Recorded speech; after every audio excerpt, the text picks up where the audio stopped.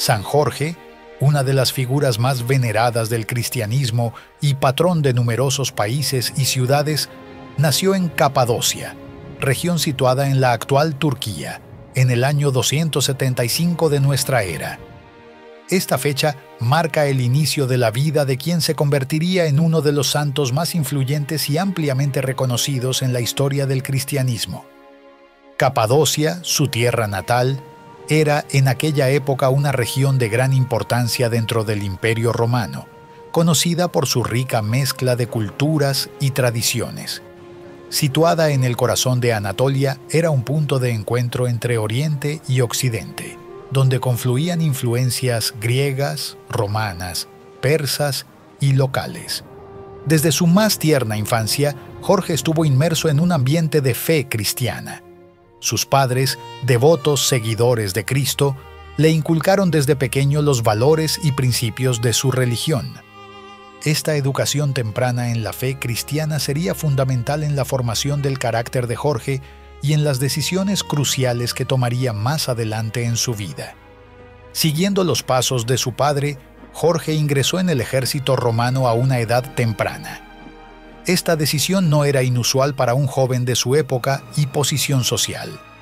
El ejército romano ofrecía no solo la oportunidad de servir al imperio, sino también la posibilidad de ascender en la escala social y ganar honor y reconocimiento. La carrera militar de Jorge se vio favorecida desde el principio por una afortunada circunstancia.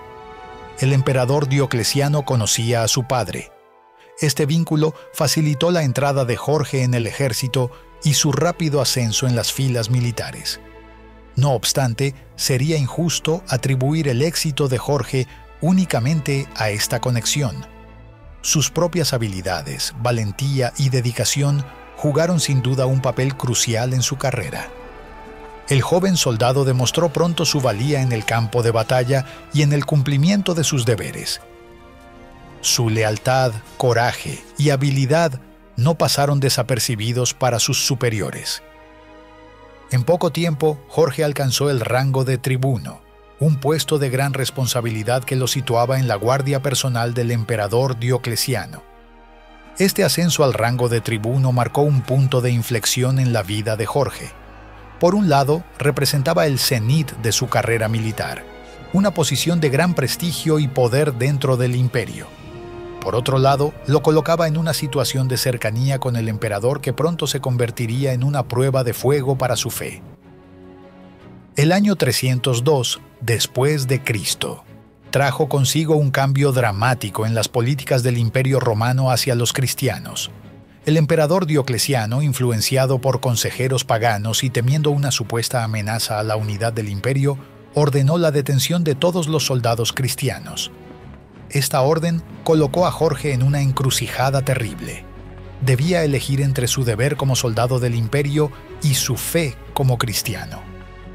La decisión que Jorge debía tomar era de una gravedad extrema. Participar en la persecución de los cristianos significaría traicionar sus creencias más profundas, renegar de la fe que sus padres le habían inculcado y que él había abrazado con convicción. Por otro lado, negarse a cumplir las órdenes del emperador equivalía a una sentencia de muerte. En este momento crucial, Jorge demostró la fuerza de su carácter y la profundidad de su fe. Enfrentado a la disyuntiva entre el deber terrenal y la lealtad espiritual, Jorge eligió la fe. En un acto de valentía extraordinaria, confesó abiertamente su cristianismo ante el emperador Diocleciano. La reacción inicial del emperador fue de incredulidad y consternación. Diocleciano, que había depositado su confianza en Jorge y lo había elevado a una posición de gran responsabilidad, se encontró de repente con que uno de sus más cercanos oficiales era seguidor de la religión que él había decidido perseguir. En un intento de hacer cambiar de opinión a Jorge, Diocleciano recurrió primero a la persuasión. Le ofreció a Jorge una multitud de regalos y presentes, riquezas y honores que habrían tentado a muchos hombres. Todo lo que Jorge tenía que hacer era realizar un simple sacrificio a los dioses paganos, un acto que el emperador consideraba una mera formalidad, pero que para Jorge representaba una traición a su fe.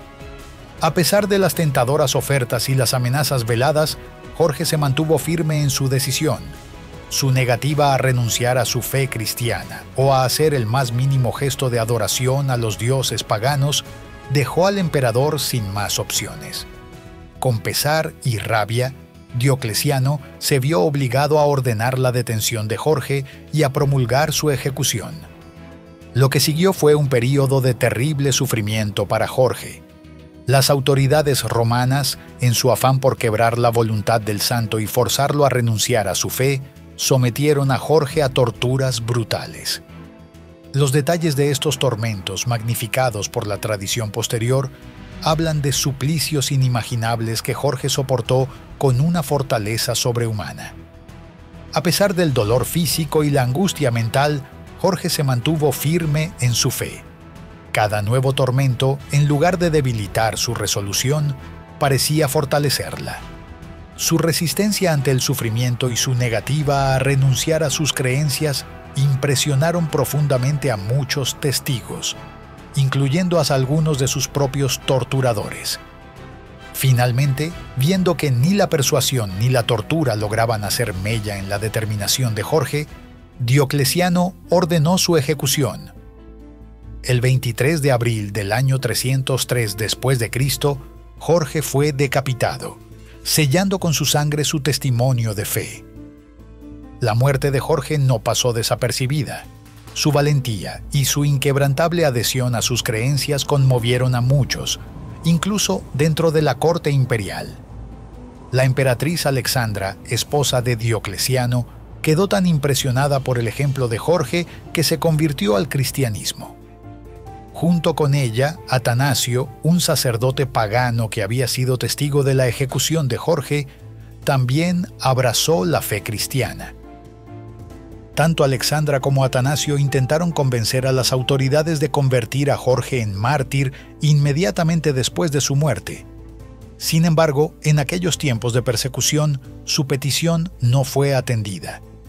No fue sino hasta casi 2 siglos después, en el año 494, cuando el Papa Gelasio I finalmente canonizó a Jorge, reconociendo oficialmente su santidad y su ejemplo de fe heroica.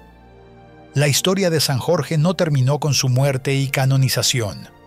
A lo largo de los siglos, su figura fue creciendo en importancia y su leyenda se fue enriqueciendo con nuevos elementos.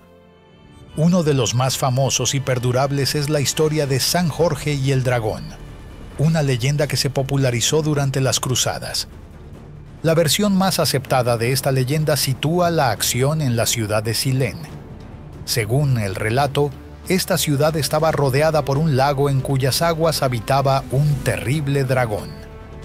Para poder cruzar el lago y salir de la ciudad, los habitantes de Silene se veían obligados a ofrecer una oveja al dragón como sacrificio. Con el tiempo, las ovejas de Silén se agotaron, y el dragón, insaciable en su apetito, comenzó a exigir sacrificios humanos.